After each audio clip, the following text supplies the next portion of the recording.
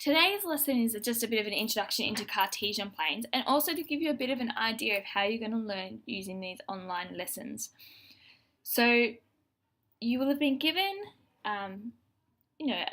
what we call a Cartesian plane, okay? So it'll look something like this, and you'll have this, and you're going to cut this out, just cut one of them out, and I want you to stick it in your rules book under the heading Cartesian planes. So you might need to pause it now so that you can cut that out and stick it in. So we have the Cartesian planes here, and you see a lot of things happening here. You might notice some X and Y. There's a bit of a grid and also some numbers, and we use that to help us find a particular point.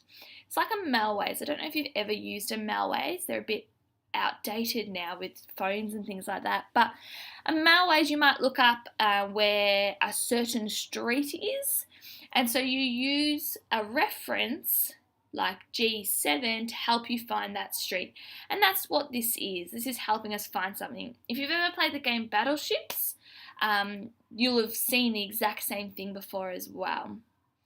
Okay, so a Cartesian plane is when we have two lines that cut into each other, or a segment at 90 degrees, and we call that a set of axes. So when we don't have numbers or the grid or the letters, this is actually, these lines here are our set of axes. Okay, the spaces between the set of axes, so all of this here, is called our Cartesian plane, but we refer to this whole thing as a Cartesian plane. You'll notice here that we have numbers, and they start at 0 where the two lines meet, all the way up. They can go up to 1,000, 1,000,000, 500 million. They can keep going forever. These lines never ever end. They always keep going. But we've only drawn this or printed this graph for 0 to 10. Okay?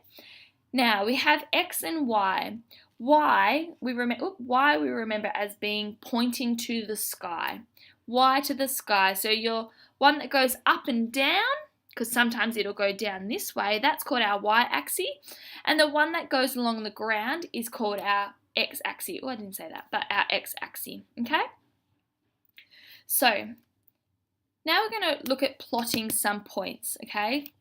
So we're going to say plot the point, the coordinates, P, and the coordinate is 4 and 6, okay? So this is our x-coordinate.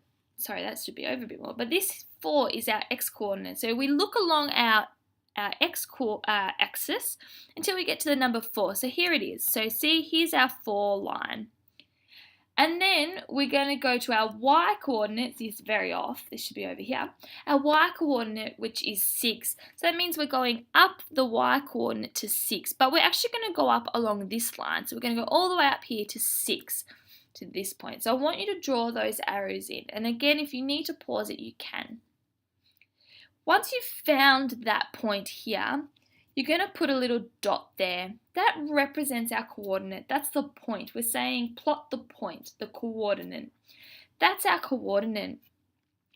So we then have to label that as 4, 6, because that's our coordinate. Okay? Now we're going to do another one where we already have the plot on the graph. We're going to try and see what it is. So remember, x comes first. So we go along the x-axis to the number 8.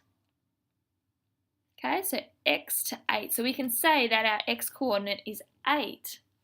Then we go, well, how far did we have to move on our y-coordinate? For this one, we went up 2. So our y-coordinate is 2. So now we have to write that as a set of coordinates like we did before inside our brackets. So we put that here and we go 8, 2. Remember, x comes first, then y. Alphabetical order. X, then y. So 8, then 2. So what we're going to do now is I've given you a worksheet. I want you to practice doing it. If you don't understand, that's fine. There's not a lot in this little bit that we've just learned. But I want you to practice now, and if you get stuck, make sure you ask a lot of questions, okay? So the important things to remember, y to the sky. Our y-axis is our vertical axis. Our x-axis is our horizontal axis. when we're writing our coordinates, we go X, then Y. X is first, then Y, alphabetical order. Okay guys, so if you have any questions, remember, please ask.